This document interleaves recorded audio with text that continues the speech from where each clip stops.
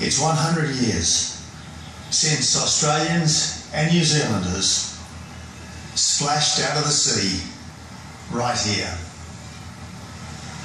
So now we gather in the cold and dark before dawn, wondering what to say and how to honour those whose bones rest in the hills and in the valleys above us, and whose spirit has moved our people for a century. Year after year, we journey to what's now a peaceful coast to remember things that normally we might try to forget. Year after year, from all over our country, from every walk of life, from every background, young and old, make this pilgrimage. We aren't here to mourn a defeat or to honour success, although there was much to mourn and much to honour in this campaign. We aren't here to acknowledge a legacy in this country, although Gallipoli shaped modern Turkey as much as it forged modern Australia and New Zealand.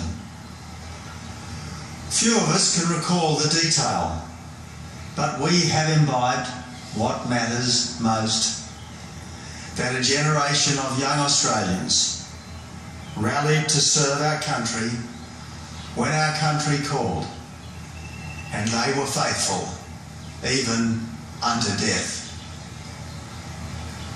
Beginning here, on this spot and at this hour, 100 years ago, they fought, and all too often they died for their mates, for our country, for their king, and ultimately for the ideal that people and nations should be free.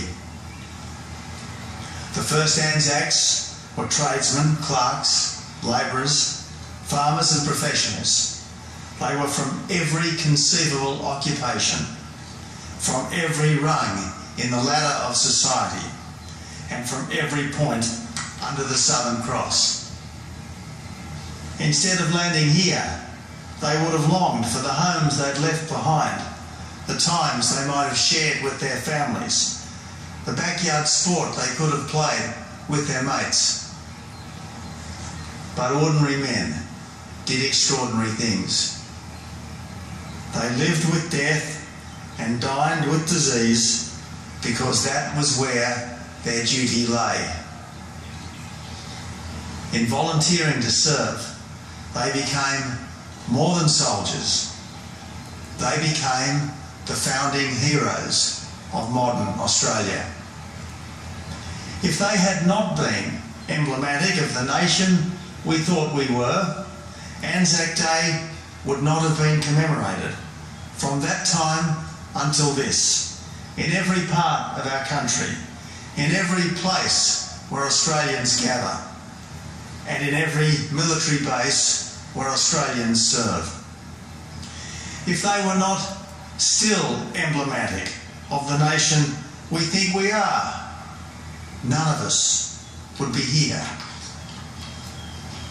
But like every generation since, we are here on Gallipoli because we believe that the Anzacs represented Australians at our best.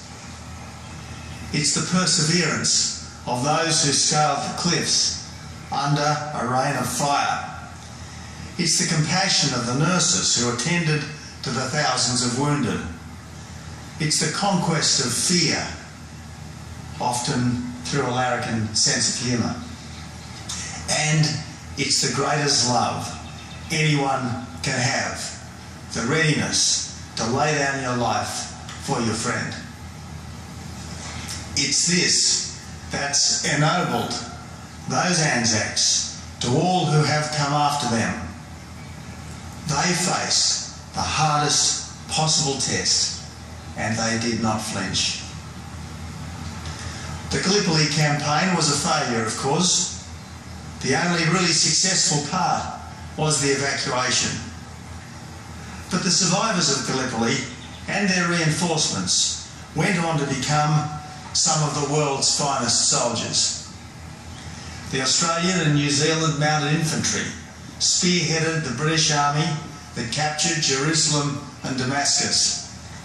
In March 1918, it was the Australian Army Corps that held the last great German attack that had split the British from the French armies. And it was Monash, the engineering genius and citizen soldier, the commander who'd struggled at Gallipoli but succeeded in France, who pioneered the all-arms warfare that led to victory by breaking the bloody stalemate on the Western Front. Over the past century, the Anzac's descendants have honoured that tradition in the Second World War, Korea, Malaya, Borneo, Vietnam, Iraq, and our longest war, Afghanistan. Those serving on peacekeeping and relief missions have likewise kept faith with the original Anzacs.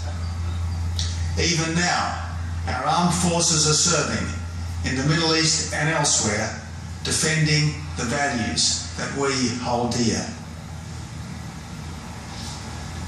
Today, all of us who have not been tested in war salute all of those who have.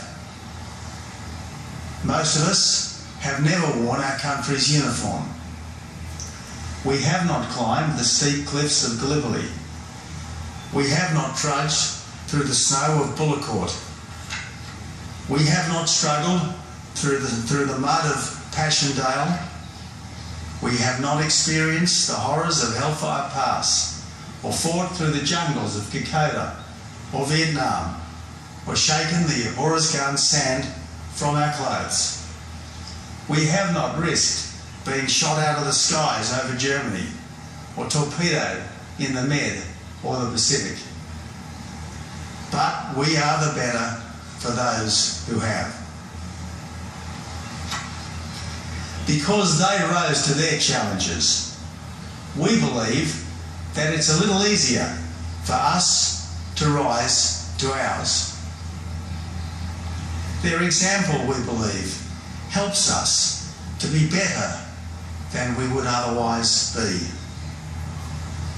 That's why we're here, to acknowledge what they have done for us and what they still do for us.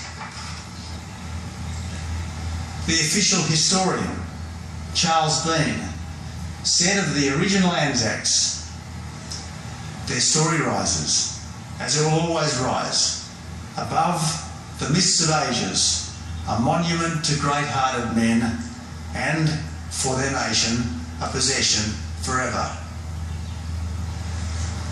Yes, they are us.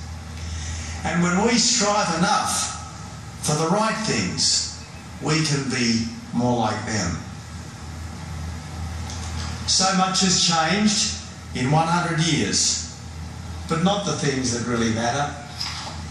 Duty, selflessness, moral courage, always, these remain the mark of a decent human being.